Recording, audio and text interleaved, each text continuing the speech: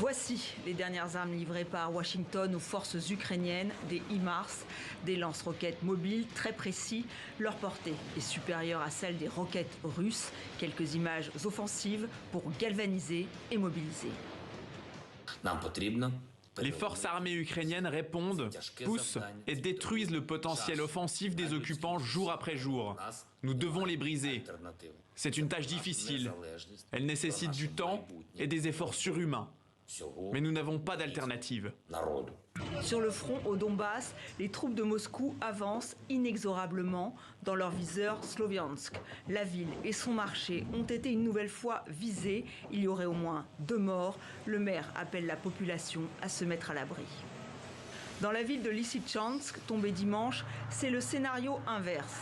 Les rares habitants commencent à sortir de leurs abris après des semaines de combats acharnés. Maintenant, la situation est plutôt bonne. Nous avons seulement peur que ça revienne.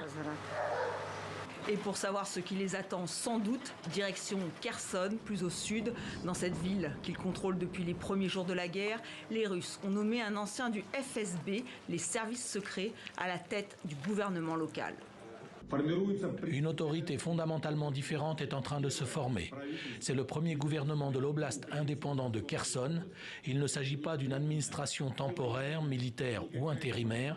Il s'agit d'une autorité à part entière.